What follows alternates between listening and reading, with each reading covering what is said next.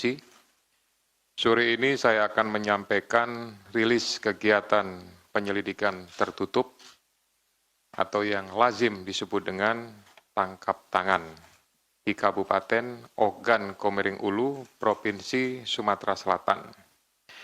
Detailnya adalah sebagai berikut, bahwa sejak beberapa waktu yang lalu, bahwa KPK khususnya di Kedeputian Penindakan dan di backup dengan kedeputian lainnya telah melakukan kegiatan penyelidikan tertutup, atau sekali lagi lazim disebut dengan tertangkap tangan.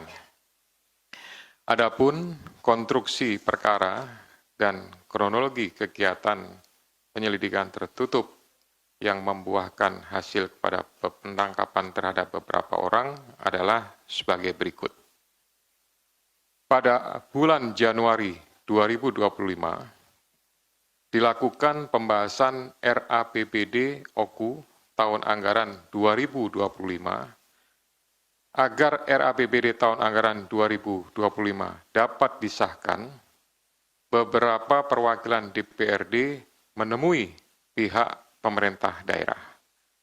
Kemudian pada pembahasan tersebut, perwakilan dari DPRD meminta jatah pokir seperti yang diduga sudah dilakukan, kemudian disepakati bahwa jatah pokir tersebut diubah menjadi proyek fisik di Dinas Pekerjaan Umum dan Perumahan sebesar 40 miliar rupiah dengan pembagian nilai proyek sebagai berikut.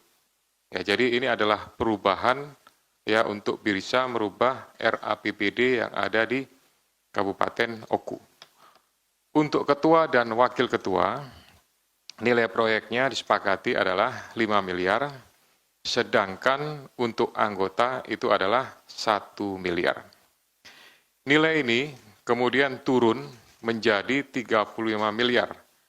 Hal ini disebabkan karena keterbatasan anggaran, tapi untuk fee-nya tetap disepakati sebesar 20% jatah bagi anggota DPRD, sehingga total fee-nya adalah sebesar 7 miliar rupiah.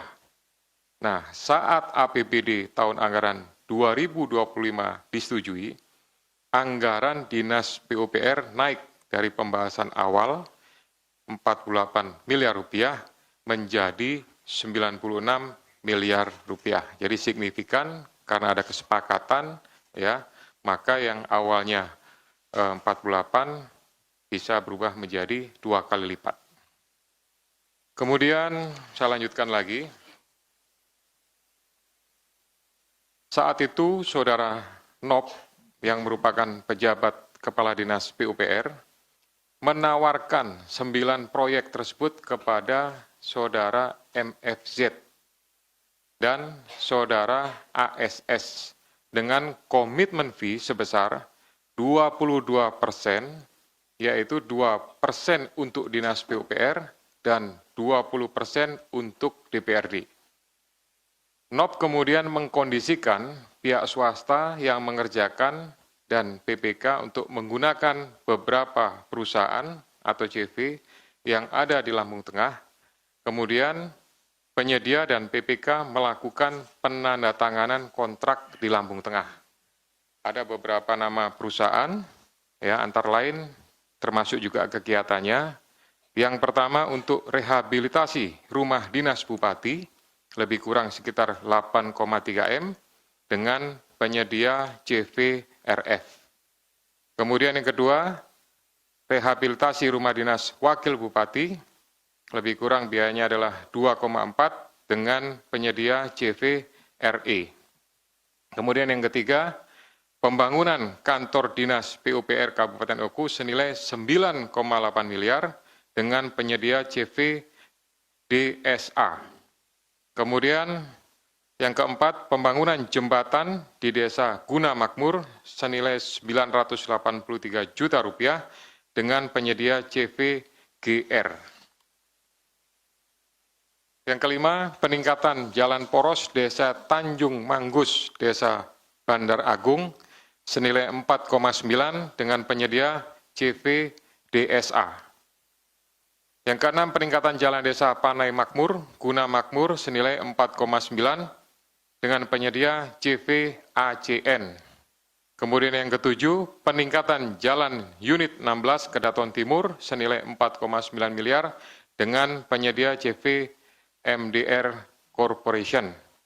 8. Peningkatan jalan Letnan Muda MCD Junet sebesar 4,8 miliar dengan penyedia CV BH. Dan yang ke-9, peningkatan jalan desa Makartitama sebesar 3,9 dengan penyedia CV MDR. Ini semua dilakukan oleh NOP dengan PPK, mereka langsung berangkat ke wilayah Lampung, Provinsi Lampung, Kabupaten Lampung Tengah, dan berkoordinasi dengan para pihak. Jadi pinjam nama, pinjam bendera. Tetapi yang mengerjakan adalah saudara MFZ dengan ASS. Kemudian menjelang Hari Raya Idul Fitri, pihak DPRD yang diwakili oleh saudara FJ yang merupakan anggota dari Komisi 3, kemudian saudara MFR, kemudian saudari UH, menagih jatah fee proyek kepada saudara NOP sesuai dengan komitmen yang kemudian dijanjikan oleh saudara NOP akan diberikan sebelum Hari Raya Idul Fitri melalui pencairan uang muka 9 proyek yang sudah direncanakan sebelumnya. Pada kegiatan ini, patut diduga bahwa berdasarkan informasi yang diperoleh, pertemuan dilakukan antara anggota Dewan, kemudian Kepala Dinas PUPR, juga dihadiri oleh pejabat Bupati dan Kepala BPKAD. Kemudian pada tanggal 11 sampai dengan 12 Maret, MFZ mengurus pencairan uang muka atas beberapa proyek. Kemudian pada tanggal 13, sekitar pukul 14, MFZ mencairkan uang muka di bank daerah. Kemudian karena ada permasalahan terkait cash flow-nya, uang yang ada diprioritaskan untuk membayar THR, TPP, dan penghasilan perangkat daerah. Keterbatasan uang tersebut, namun tetap akhirnya uang muka bisa dicairkan. Pada tanggal 13 Maret, saudara MFZ menyerahkan uang sebesar 2,2 miliar kepada NOP, yang merupakan bagian komitmen fee proyek yang kemudian diminta oleh saudara NOP dititipkan di saudara A, yang merupakan PNS pada Dinas Perkim Kabupaten Oku. Uang tersebut bersumber dari uang muka pencairan proyek. Selain itu, pada awal Maret 2025, saudara ASS sudah menyerahkan uang sebesar 1,5 miliar kepada saudara NOP di rumah saudara NOP. Pada tanggal 15 Maret, pukul 6.30, tim dari Komisi Pemberantasan Korupsi mendatangi rumah saudara NOP dan saudara A dan menemukan serta melakukan penyitaan uang sebesar 2,6 miliar yang merupakan uang komitmen yang diberikan oleh MFZ dan ASS. Kemudian tim secara simultan juga mengamankan MFZ, ASS, dan FJ, MFR, dan UH di rumahnya masing-masing. Selain itu, tim juga mengamankan pihak lainnya yaitu saudara A dan saudara S. Dalam kegiatan tersebut, tim juga mengamankan barang bukti berupa 1 unit kendaraan roda 4 merek Toyota Fortuner BG 1851 ID, kemudian dokumen, beberapa alat komunikasi, serta barang bukti elektronik lainnya.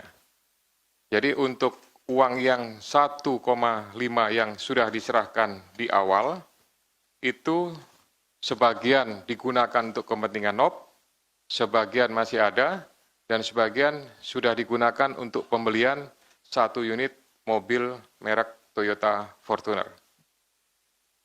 Kemudian para pihak dimintai keterangan di Polres Batu Raja Oku dan Polda Sumatera Selatan. Kemudian tadi pagi sudah berangkat dan sudah tiba di Gedung Merah Putih KPK. Tadi malam atau tadi pagi sudah dilakukan proses ekspos perkara yang dihadiri oleh pimpinan, kemudian Kedeputian Penindakan. Berdasarkan hasil ekspos tersebut telah ditemukan bukti permulaan yang cukup terkait dugaan tindak pidana korupsi berupa penerimaan hadiah atau janji dengan pengadaan barang dan jasa di lingkungan Dinas PUPR Kabupaten Oku sampai dengan dari tahun 2024 sampai dengan tahun 2025.